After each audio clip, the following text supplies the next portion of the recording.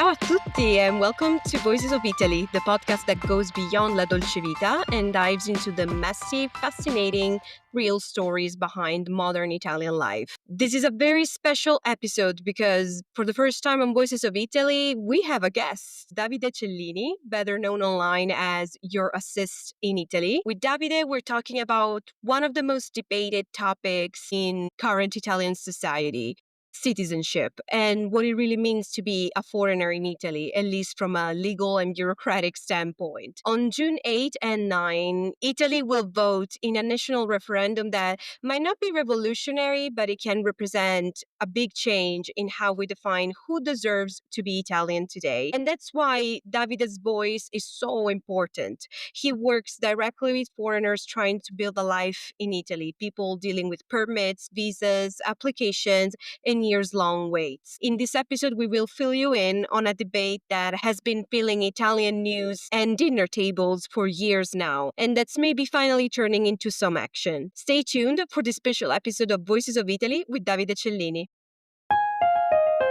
Italy is one of the most iconic countries in the world. But what does Italy mean to the world? What does it mean to you? Buongiorno. Pizza. Ciao Bella. Michelangelo. Spaghetti. Mafia. Dolce Vita. My name is Alessia, I'm Italian, and this is Voices of Italy, the podcast that peels back the layers of the Instagram perfect Italy to reveal everyday stories of authentic, surprising, and messy Italian life.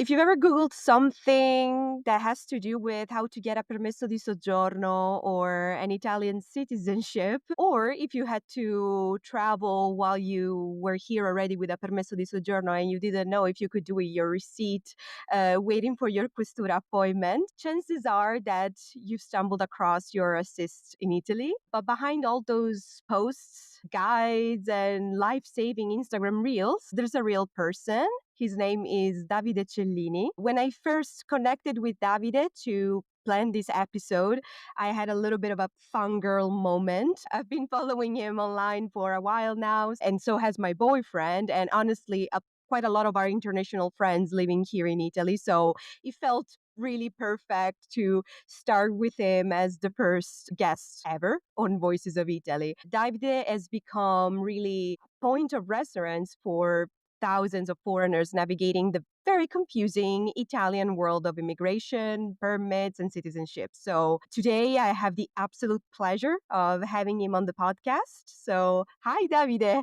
Welcome to Voices of Italy. Hello everyone. It's a pleasure for me to be here. So, yeah. I'm really excited that this can finally happen. So I have already a first really important question. Yeah, tell me. How does it feel to be the very first guest of Voices of Italy? It's a pleasure, and I'm very excited to be here to to speak about, Italian bureaucracy, all things about foreigners. Of course. And of course, speaking about Davide as well, tell us a little bit about you first. Yeah, sure. So, I was born in Rome, but my parents are from Abruzzo, and I always live in Abruzzo. I live in Chieti, that is a small city in Abruzzo near Pescara. Well, I say I always lived here, but I had also a small part of being outside of Abruzzo when I studied. I studied Which in is Milan. very common for Italians, Yes. especially if you're not already Yes. from a North Italy city. Yeah, it's very likely exactly. that you move at some Yeah. point. So, the region is quite little. So the population of Chieti, so the young Definitely people not as a me, big metropolis.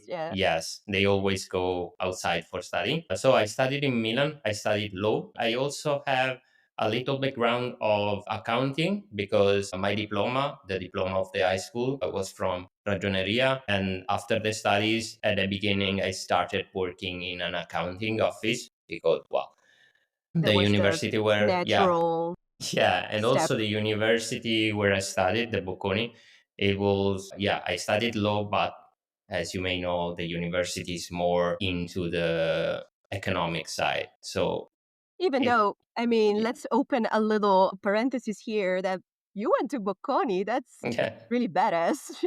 Yeah. I don't know if many people know abroad how important it is for Italy, but it's definitely one of the major Yeah. universities we have. Yeah, yeah, exactly. So definitely, it must have been a really, really nice experience. Yes. So after this experience, I went back to my region. As I told you, I started to work in this accounting office, Mm. and well, it was quite interesting for me. Well, at some point, I had this opportunity, so this idea. Let's say idea. It is better because also my You mean of girlfriend. creating your Yeah, your assets in assist in Italy? Italy because Yeah. also my girlfriend is foreigner, so we had like a hard time Oh, I imagine. while converting her permesso to student permesso to the work one. Once it is started, I also started to study by myself the immigration law in Italy because yeah, I studied law in the university, but the immigration law is not. Was not part of the program Was at not, all. yeah, at all. Never, Okay, okay. never think or see You cannot something. specialize in that kind of a specific branch of law if you want to. I Maybe it's can, not really. but I decided that being like a lawyer was not for me. Mhm. So this is why I also use as, let's say, title when I speak with my clients, a consultant, an immigration consultant, Mm. because I'm not a Makes lawyer. sense. Yes. Yes, it makes sense. I was really curious actually to know how that started, and it Yeah. makes perfect sense that it was like a personal experience when it was incredibly hard, and you're like, okay, maybe I can help other people that are Yeah, probably as because confused as me. apart, yeah, from my girlfriend, I also have and had in the past a lot of foreigners friends. So I Mm. was quite, yeah, at the beginning, I was quite, how can I say, interested of Mm. how it works in Italy. And well, uh, si è aperto come un mondo. Ah, okay, Yeah, yes, yeah. definitely. You opened an entire new Yeah, world to you. because, well, if you don't know, you cannot imagine Oof. how many problems they have. So everything is Yes. difficult here. Well, even for an Italian, so you can imagine for a foreigner. Yes. Yeah. Yes, yes. It was the absolute same story to me, like exactly the words that you used. If it was difficult for me, like knowing the language and reading Yeah. official pages and guidelines in Italian and filling up documents in Italian, and still I'm sometimes uncertain of, do I need to check this box here? Do I need to put an information here or no? And it's not like people working in that field, on the other side, on the public administration, have a certain answer for you that is Yes. like, okay, that was silly of me to ask it. No. Yes, I definitely agree. I mean, even on the internet, it is difficult to find the right answer. Yes. Not only because, well, for a foreigner, it's even more difficult because all the information are written In Italian. in Italian, yeah. But it's not only that. You can scroll and find one website that tells you, okay, you can do that. Then you switch the page and you check another Yes. website that tells, no, you cannot do that. And then you say, okay, let's go to us, like to the police station, to the immigration office. And well, it's the same. One day they told you you can, and the day after they tell you you cannot. So Yeah, you find a different guy with a different yeah. answer. Yes, yes. And I also to my clients, I say always, well, everything depends from the mood of the officer. Oh, If he yes. is in a good mood, yeah, you can do whatever you want. If he's not, then well, good Yeah, luck. well, yes, Yes, exactly. Oh my God, that describes, I think, 80% of my experience every time we yes, needed to do something related to, questura and the process. And I remember this first time we were not even technically in the process yet. It was when my boyfriend and I were still in the US, and so we were working to get his nulla osta to yes, enter in Italy. After he got admitted here at university, so he needed, of course, a permit stay for his studies. yes, And we were trying to figure out what was the amount of money necessary, to be proved to get that kind of permesso. And it's incredible. 100% official government page were giving two completely different numbers. The difference was not 500 euros. The difference was thousands of euros. Now I don't remember the exact number, but we were like in one page we're completely fine, in the other page we're like, nope, absolutely, we don't Well, have the kind of money. to this point, I know because well, this kind of amount change every year at the Every beginning of year. the new year. Yeah, but if you scroll the Questura website, you can even still find the amount of 3 years ago. So you check this website, you say, okay, the amount is that, but then you discover that the amount is increased to, I don't know, 1,000, 2,000 more. There's definitely a little bit of a lack of attention to updating pages, let's say Yes. it this way. I wanted to ask you if you have, I've been always curious about this. If you ever had experience with, talking maybe with government employees, people like Questura or other people in public administration that maybe know you or see your content and, they have an opinion about it, or maybe they think that you shouldn't provide that kind of information. The reason why I ask that is because I have an experience where I get the help of a patronato, so it's some sort of like, help me here, like a tax consultancy, Yeah. like public office that you can find in Italy. So it's considered very legitimate. So they advise you to go to something like a patronato before doing something. And I was told by the officer, the questura, to absolutely discard everything the patronato tells you because that's incorrect. So Ye- that's why. Have you Yeah, ever had that kind of experience? yeah. I also know from a lot of clients, and I Mm. always tell to my clients to don't go or to avoid to believe to the words of what Patronato, CAF. Oh, really? Yeah, Okay. because Ooh. it's like they when they don't know the rules, they try to guess it. So it's like, Um, okay, I think it's like that. And of course, you are a foreigner, so someone is telling you that from a public office. So of maybe it course, is the you have no truth. reason to Yeah. think that they might be wrong. And when you go to the questura after the patronato say, okay, do that, and the questura says to you, no, it's not like that. You are already in trouble. So Of course, it's already yeah, late for you to change, unless, as you were saying before, you find someone that is in a very good mood that decides that they're giving you another yeah. chance, and you can come back with correct paper. Sometimes for me it's even difficult because yeah, I had clients who talk with questura, patronato, and in some cases I had a totally different opinion. Well, I had to say more than one client told me, well, but the questura told me that I can. So it's Hmm. even difficult for me to say, Yeah, no, it's not like that. you know that theoretically it's not like that, and that in that case the postura is probably wrong. But that moment they decided, whoever that was, to apply that rule, so you have to go with that. What would you say is the most common kind of issue or challenge that you hear from your clients? I suppose it might depend a little bit on the kind of permit so that they want to get. But if you needed to maybe say one in general, what would it be? Well, the conversion from student to work, as you may know, it's very complicated because you need a nulla osta. I had to stop a lot of clients that, well, the majority thinks that you can convert directly sending the kit from the postal office, but it's not like Oh, you that. can't?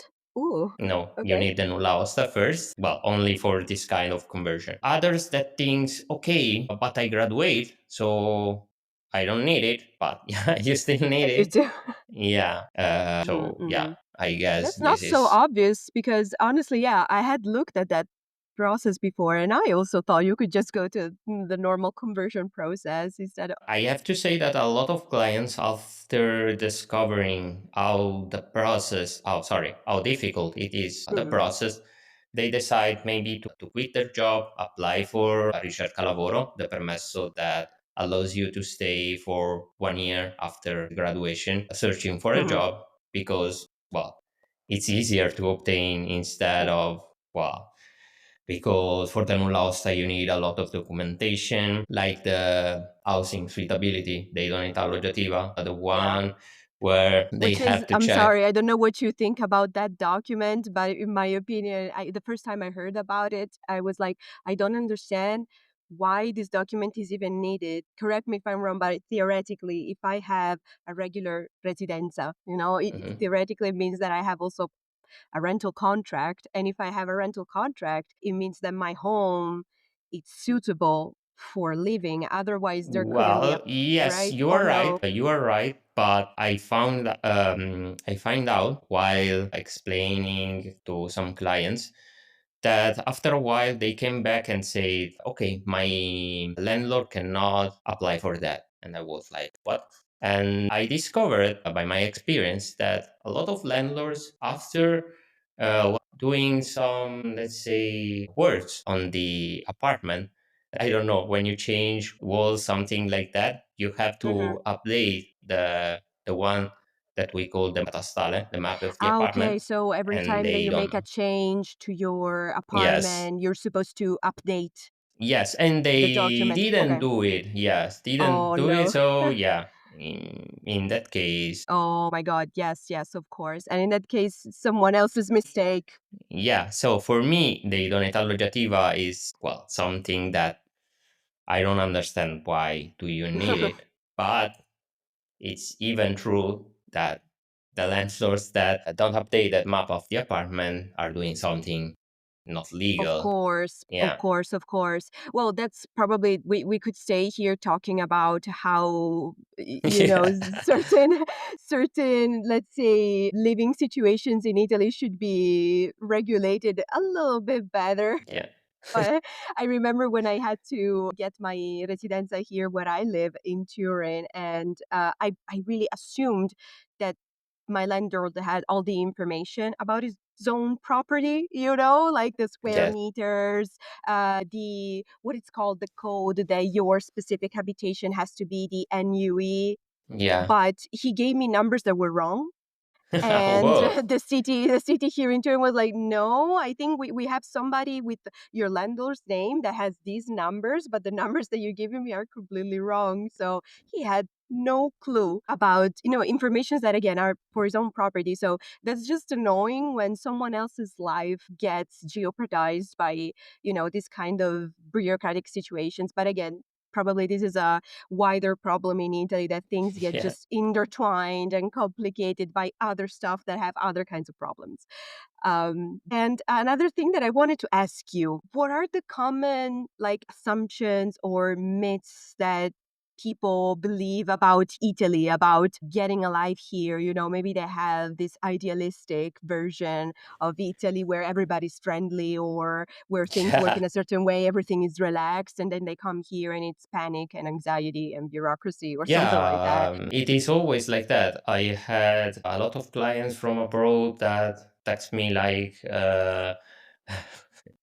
if I have this dream to live in Italy, I want to come there, please help me. It's even It's almost too, impossible to yeah, just for me, decide to like, come. yeah. Yeah. And if you don't have an idea what you want to do, and once they arrive here, they face the bureaucratic problems. They are like, no, it's impossible here. Well, I had some I had some experience where they were clients or followers even that thinks, okay, it's only like that in Italy. But I had clients that comes from maybe France, Mm. Germany, and they always say, okay, maybe there things are even more difficult than here, or it Ah, is the okay. same there.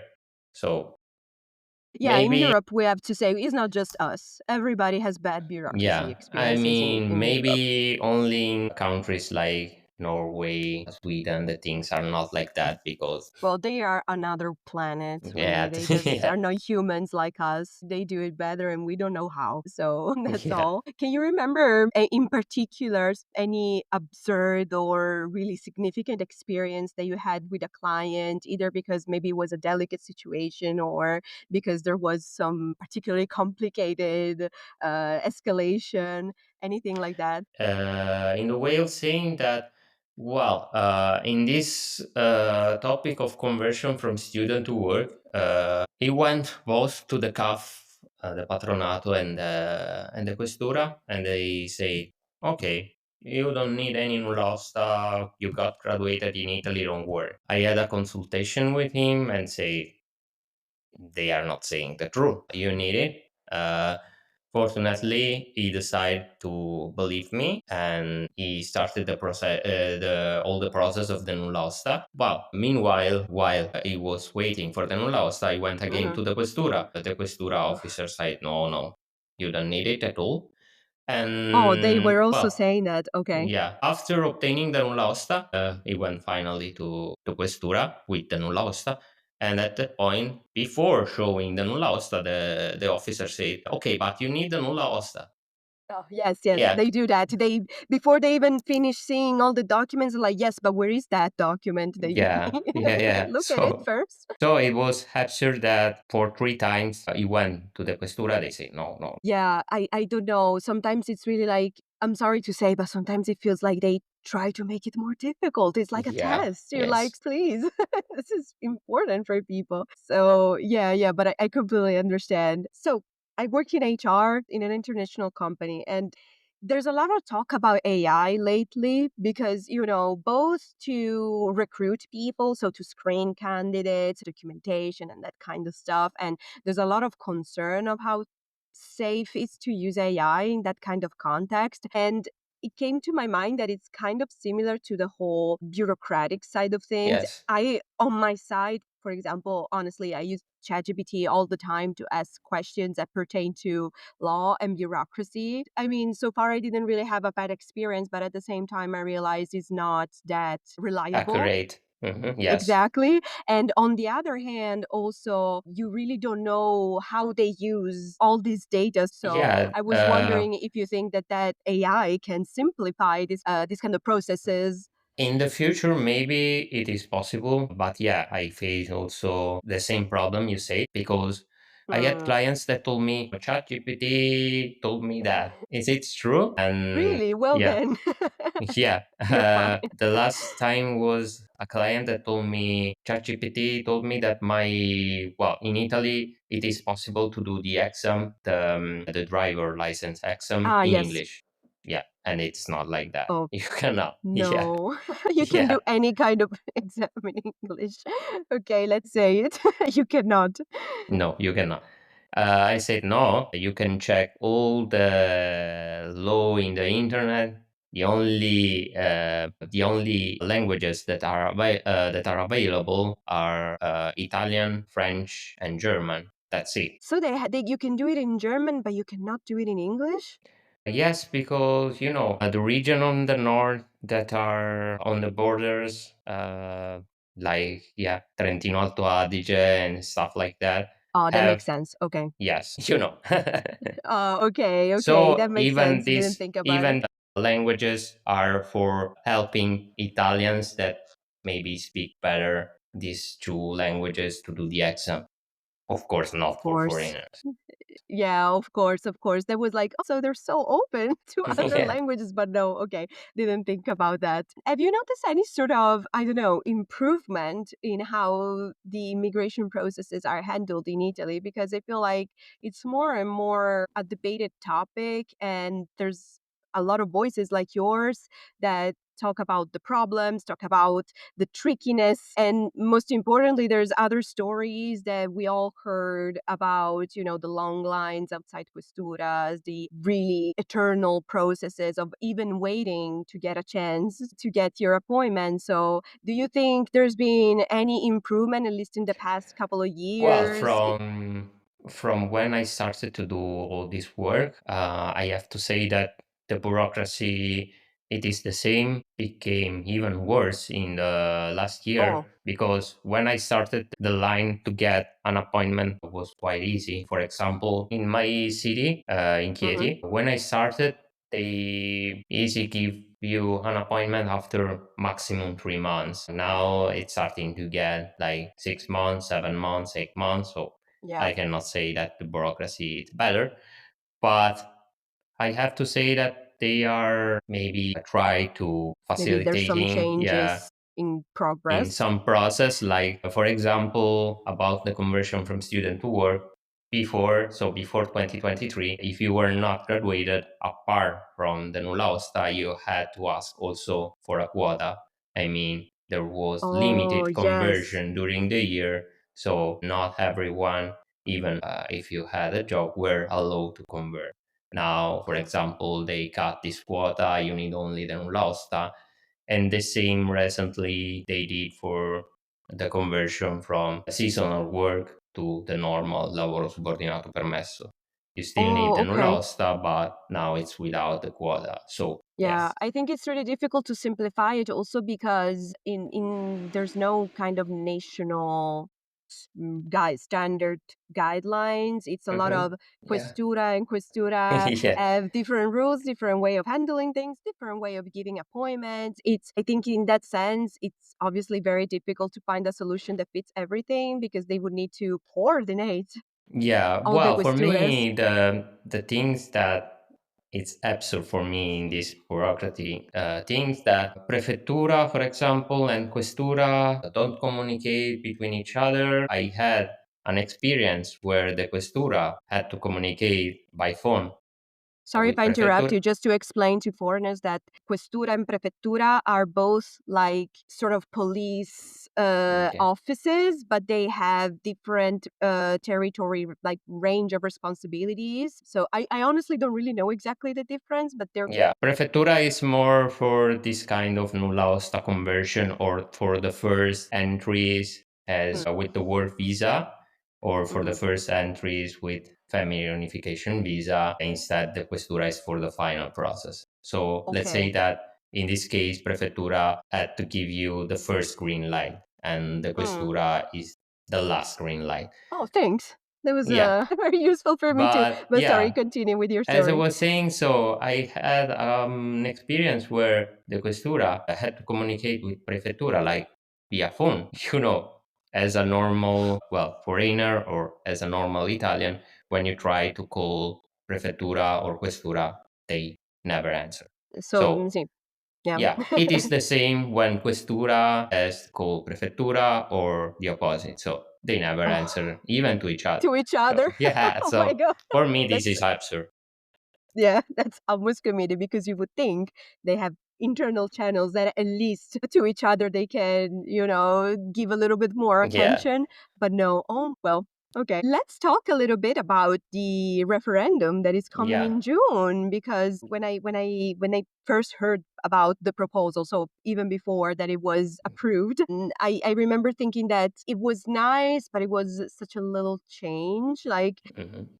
what people tend to misunderstand here in Italy about maybe this kind of referendum is not really making it extra easy. The purpose is not, okay, we want to facilitate incredibly the process of getting citizenship. This is just taking one requirement, which is Yes. the years of residence, and Mhm. cutting it by 5 years. So instead of 10, bringing it to Yeah. 5 years of residence required, which is quite in line with other European Yes, countries and their exactly. regulations. So let's talk about this. What do you think about the referendum, about the proposal?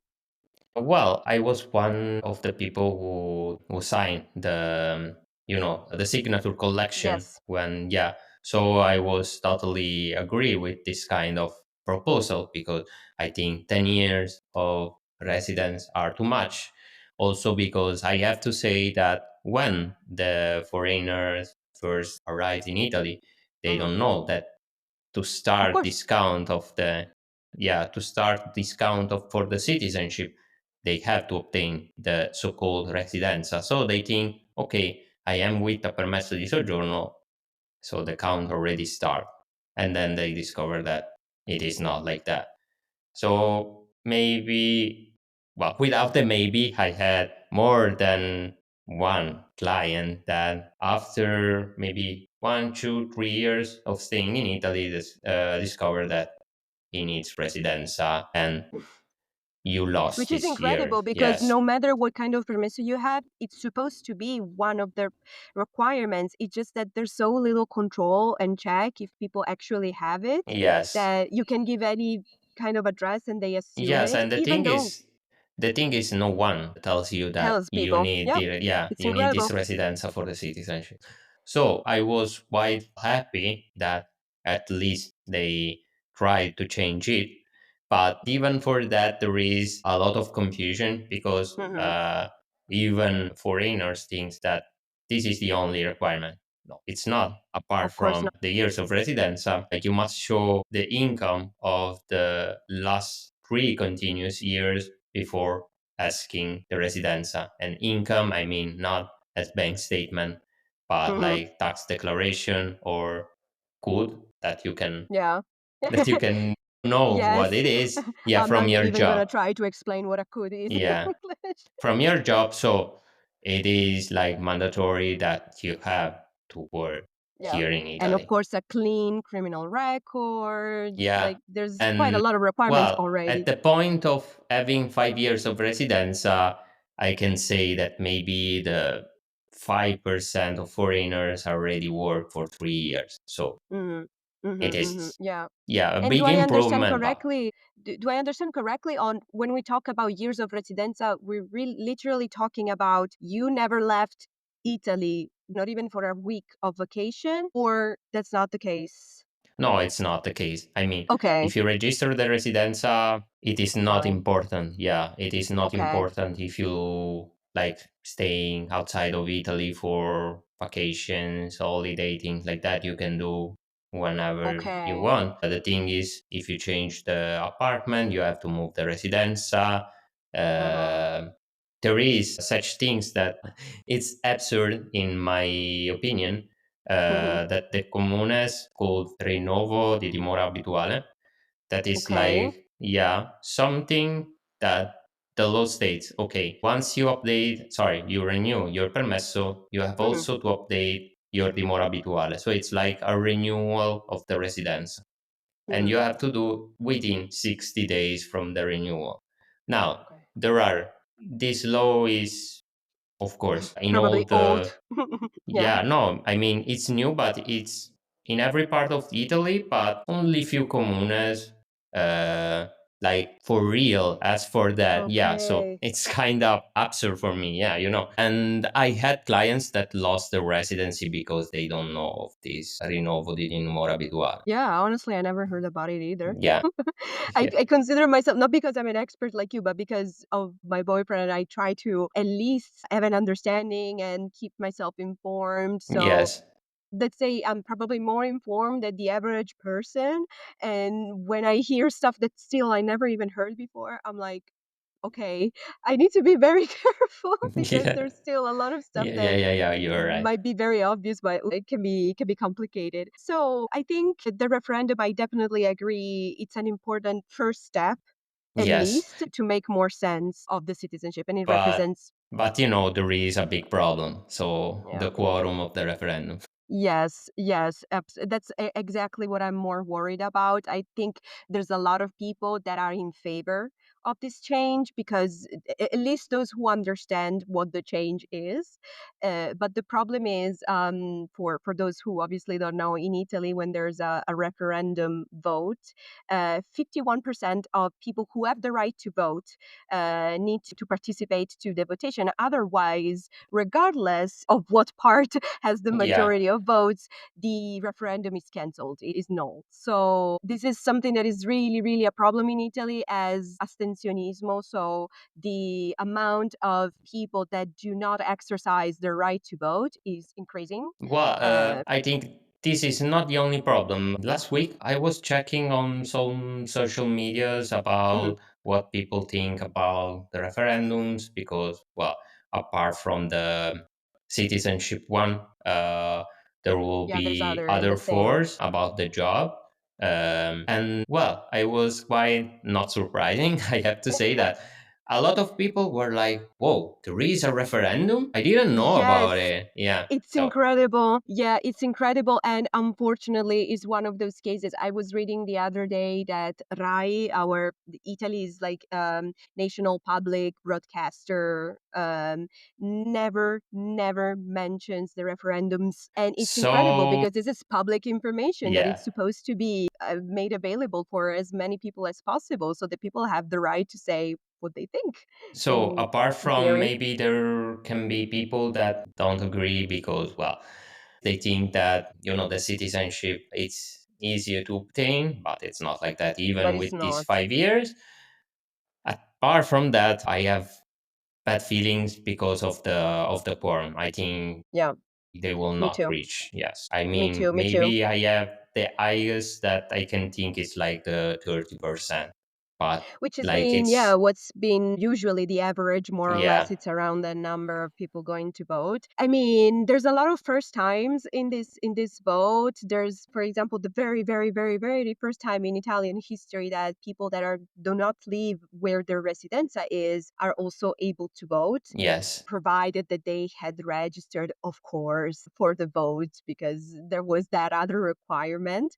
But that's one of those things that, being a first time, I'm not super hopeful that a lot of people decided to take advantage yes, of this new possibility. So I don't know. I don't think it's going to massively affect yeah, the vote, unfortunately. But who knows? yeah. Maybe we will be wrong. Hopefully, we're wrong. I had bad feelings also for the signature collection, but at the Mhm. end, But in the end, so, exactly, we yeah, actually went over what was required. So who knows? Maybe we are I hope so. underestimating the, the I hope Italian so, people really. participation. Me too. Me too. Let's move actually to something a tiny bit more Davide centric, a little bit more personal. As you know, Voices of Italy is all about Italian identity and Yeah, authentic Italian identity, not Fellini's Dolce Vita kind of uh, imaginary universe that unfortunately doesn't really exist in real life. But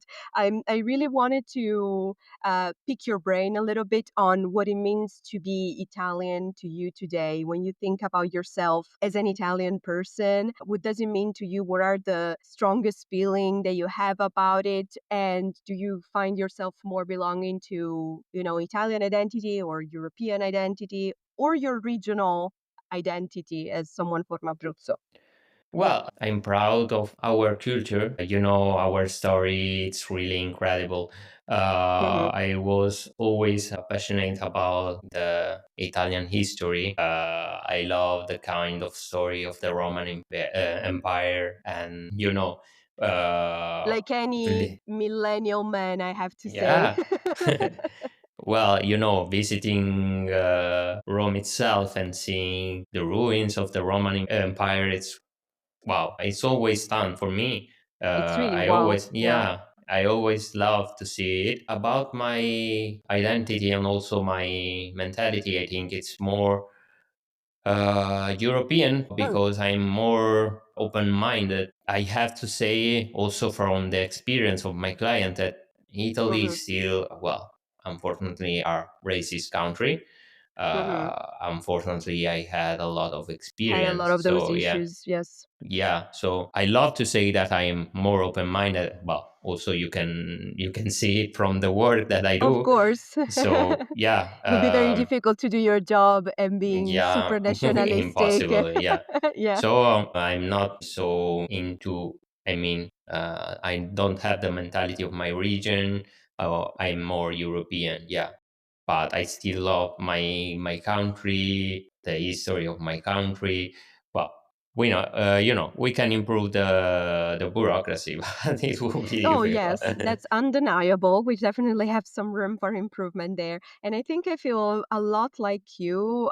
Sometimes I have a little bit of I struggle to decide what comes first, if feel more Sicilian or Italian or Yeah, European. I feel like the European part arrived after my teenage years because yeah, yeah, I mean, yeah. when I was a kid, the European Union didn't even exist as it is Yes, today. There was the Comunità Europea. So it was something that actually arrived a little later. But when it did, I started to feel it. It's something that I started to feel a lot of belonging with.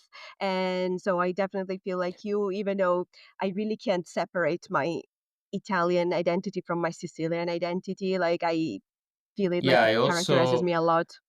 Also, for me, it is like that. I mean, when I was younger, when I was in the high school, I was more into the Italian mind. Then, when I moved to Milan, that is like more, how to say, a European city because Yeah. there are, yeah, More many, international from any point of yeah, view. yeah, yeah, everything. my mind started to become more open, and also with this foreigner friend that I have, my mind started to be more open, and for Hmm. me it is like an improvement. Yeah. Have you ever thought about leaving Italy, or is not in your plans? Well, I had in the past this kind of feelings, maybe this wish of maybe when I was doing my university, but in the end, I never had the possibility to do it. So I don't know. I think that it's never too late to do something. So Hmm. for That's true. now, yeah. So for now, I think I will not do it. But in the future, I can You say, never who know. knows? Yeah, Yeah, exactly. you never know. You never know. Okay, I think we can wrap it up here. And I really wanted to say, Davide, thank you so much. Grazie, grazie, grazie. This has been such a pleasure Prego. and such a great conversation that we had. And everyone, you can find all the links of Davide channels and his website in the description of the episode. You can find him as Your Assist in Italy on Instagram, and he's definitely a very, very real voice in a very noisy Italian chorus of voices. And one of the few, honestly, that is not just helping people through paperwork, but who's also gently reminding us that behind every number, every request, every form, there's a real person. And for me, that's special. And that's definitely in the mission of this podcast to give that voice a little more volume. Thank you so much, You're Davide. welcome. Thanks to you to invite me on your podcast. It was really a pleasure for me. Well, I hope that you like our la nostra chiacchierata. Yeah. La nostra chiacchierata. Yeah, Yes. chiacchierata is a word that you all need to learn. Yeah. It works too well to translate it. Thank you, Davide. If this episode made you think or inspired you, or if you have an experience that you want to share, remember you can send me a message or a voice note on Instagram at Voices of Italy. Whether you're Italian, an expat, or something in between, I want to hear from you. And if you're not following the show yet, hit follow or subscribe wherever you listen to your podcasts. It's the best way to support Voices of Italy and help me bring episodes that dig a little deeper than pasta, pizza, and mandolino. Grazie, and see you in the next episode.